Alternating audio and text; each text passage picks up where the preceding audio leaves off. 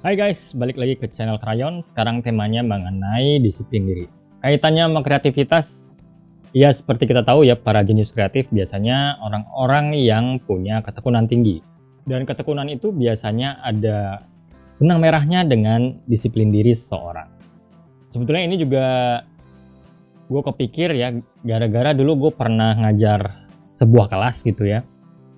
Mahasiswanya sih lumayan bagus ya hasil-hasil desainnya. Tapi disiplin dirinya parah gitu, sampai gua ngomong tuh di depan kelas, lu semua tuh sebetulnya karyanya lumayan gitu ya, gue bilang gitu. Cuman kalau soal disiplin parah, gue bilang gitu. Kenapa? Karena masuk kelas jam 8 nih, jam setengah 9 tuh masih kosong, masih berapa orang gitu ya.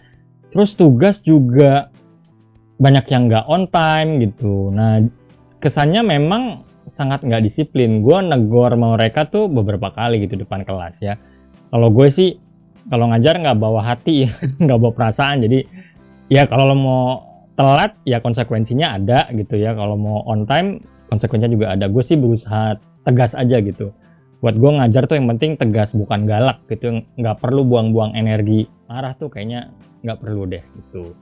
Nah terus mungkin karena di antara mereka sadar juga gitu, ada yang sadar ya.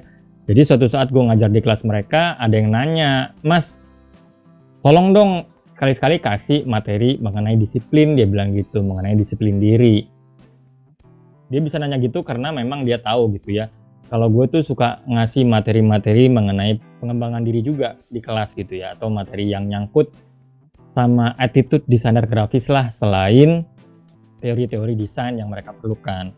Kenapa? Karena gue juga ngalamin gitu jadi freelancer ya, terus bikin PT, bikin perusahaan, handle Toyota. Ini kerjaan gue yang dulu banget ya. Jadi gue dikasih waktu cuman 2 minggu ya untuk bikin sekitar 40 atau 50 halaman gitu.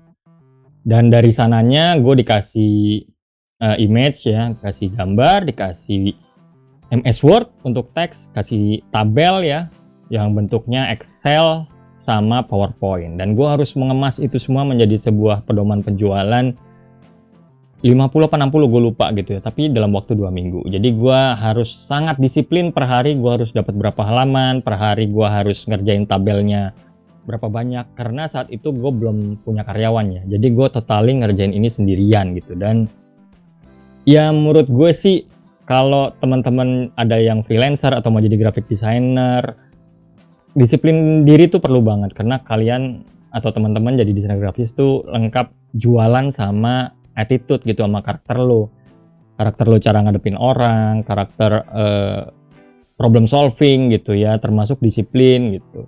Itu penting banget, apalagi kalau yang freelancer kan lu nggak diatur orang gitu, nggak punya bos ya, punyanya klien. Lu tiap pagi mau bangun jam berapa itu terserah ya nggak sih. Nah gitu-gitu tuh kadang banyak desainer grafis mungkin karena ada darah seninya juga ya, kayak gini-gini tuh jadi kurang gitu, lebih fokusnya ke karya. Alangkah baiknya kalau karyanya bagus terus attitude-nya juga bagus. Oke, jadi balik lagi ke pertanyaan tadi ya. Jadi ya gue cari referensi mengenai disiplin diri ya, dari buku manajemen gue dapet ya, dari dia nih. Pas gue baca-baca juga ya, ternyata itu muncul karena kesadaran gitu. Kesadaran si orang itu sendiri. Kalau dari luar bisa sih, cuman biasanya yang paling penting dia bilang adalah self control dari diri kita sendiri gitu ya. Kalau nggak ada kesadaran itu nggak bisa. Terus dari buku lain ya, dia juga mempelajari ya, menstudi gimana orang-orang yang punya disiplin diri, ternyata hasil studinya seperti ini. Mereka yang punya disiplin diri itu biasanya bisa mengatasi konflik dalam pencapaian target mereka lebih baik gitu ya. Jadi kalau punya target tertentu, terus dia bisa membangun tuh, gue hari ini harus ini. Nah, jadi nggak heran kalau targetnya kena dan konfliknya dalam pencapaian tersebut menjadi minim. Terus yang kedua, perasaannya atau moodnya nggak ngikut ya. Kalau lo jadi praktisi desainer grafis gitu ya, lu nggak bisa kerja berdasarkan mood dong ya kan. Kita kerja berdasarkan deadline. Kalau deadline-nya mepet terus lu nungguin mood ya habis gitu kan. Jadi memang disiplin diri ini penting gitu. Terus ini mampu membuat keputusan rasional berdasarkan informasi. Jadi misalnya tadi mahasiswa gue tugasnya sering telat, itu gara-gara nggak disiplin sebetulnya. Karena dia udah tahu ada deadline minggu depan misalnya, tapi dia nggak disiplin untuk mencicil gitu misalnya tugasnya. Nah, akibat nggak disiplin ya jadinya tugasnya telat atau jelek gitu. Terus dia nyalain, abis ininya sih mas, isinya ya nggak bisa gitu. Kan udah dikasih buktinya ada mahasiswa yang bisa juga. Jadi poinnya adalah dari diri sendiri. Kalau nggak dari sendiri nggak bisa, susah guys. Memang susah sih. Terus gue cari-cari kan solusinya supaya disiplin diri kita bagus. Ada banyak sih, kalian bisa lihat-lihat sendiri di Google lah. Tapi yang paling gue suka ini satu ya, kalahkan diri sendiri. Jadi kita memang karena itu jatuhnya kesadaran diri. Kalau kita nggak bisa ngalahin diri sendiri, ya akan susah gitu untuk menimbulkan disiplin. Dan ini nggak enak ya, mengalahkan diri sendiri tuh kita harus melalui discomfort training gitu. Misalnya ya harusnya masih bisa tidur-tiduran, harus ngerjain tugas. Kalau yang mau ngurusin badan, bisa makan banyak, makanya harus dikurangin. Harus olahraga, harus bisa tidur gitu. Atau kalau kalian yang mau belajar terus gitu ya, mau belajar dari medsos, ngelihat video kayak gue ini kan nggak seenak lu nonton Netflix atau video lain-lain atau cewek-cewek joget-joget gitu kan, nggak seenak itu gitu. Pasti nggak enak. Nah, padahal proses itulah yang memang diperlukan untuk mendisiplinkan diri sendiri.